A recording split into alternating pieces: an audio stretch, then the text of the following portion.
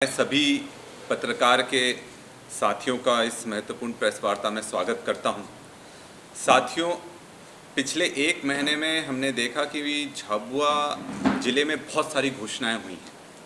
मुख्यमंत्री जी खुद यहाँ आए हैं, प्रशासन ने बड़े बड़े दावे करे हैं, पर हकीकत क्या है वो हकीकत मैं आप सबके सामने लेकर आया हूँ। और सीधे मैं जो हकीकत आपके सामने पेश करना चाहता हूँ, मैं सीधे उस पर आना चाहूँगा। ये एक सवाल है जो मैंने विधानसभा में लगाया था। मेडिकल कॉलेज का सवाल था।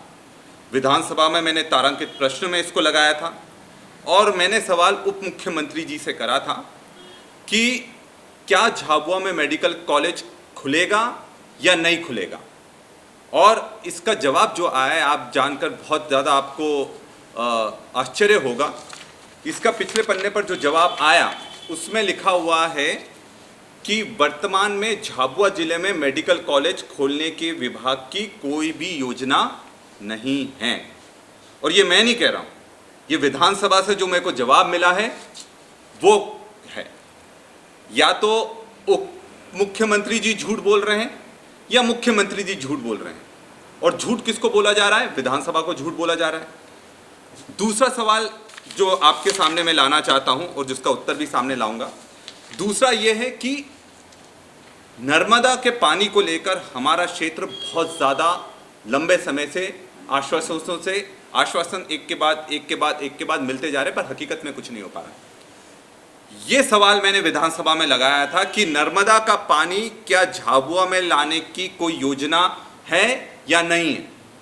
और इसमें जो उत्तर मुझे मिला है उसमें ये उत्तर विधानसभा से मंत्री जी जो द्वारा उत्तर दिया गया है कि वर्तमान में ऐसी कोई भी योजना प्रचलित नहीं है। तो ये दूसरा झूठ जिसका पर्दाफाश मैंने आप सबके सामने करा है और ये मैं नहीं कहता हूँ, विधानसभा का जवाब है।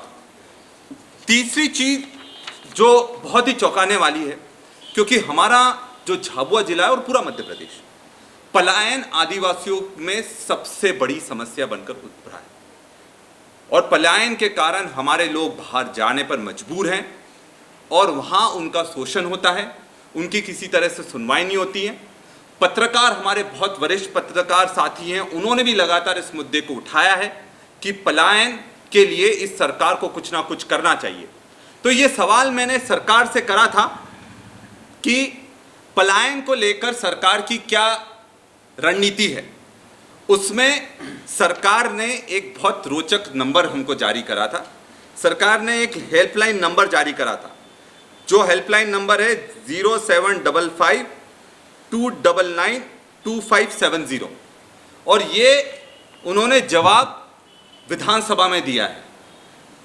तो अगर ये नंबर भी सत्य है कि नहीं है वो भी मैं देखना चाहूँगा, क्योंकि आप लोग सब यहाँ बैठे हुए हैं। एक बार लाइव डेमो कर लेते हैं हम लोग कि ये नंबर में असलियत में ये नंबर है भी कि नहीं है और इस नंबर का क्या है, औचित्य क्या है। आपके द्वारा कॉल की गई नंबर की इनकमिंग सेवाएं स्थगित हैं, जो रिचार्ज करने पर शुरू हो जाएगी। तो आप The number you have dialed currently does not have incoming service, which will become active after recharge. Thank you. तो ये आपने सुना कि हकीकत ये जो हेल्पलाइन नंबर आप भी डायल करिएगा, क्योंकि ये नंबर सबके पास जाना चाहिए। और नंबर मैं फिर बोल दूं 0755-299-2570।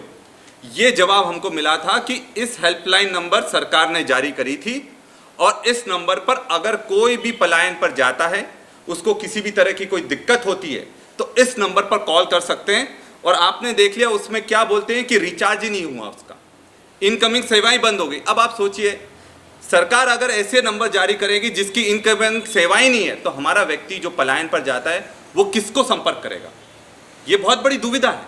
और ये भी मैं दस्तावेज आप सबको सामने दे रहा हूं और इसको चुनौती दे रहा हूं, अगर उस नंबर को वो बोल सके कि ये नंबर गलत है, क्योंकि ये तो विधानसभा से हमको जवाब मिला है, ये नंबर जो मिले हैं विधानसभा से मिले हैं।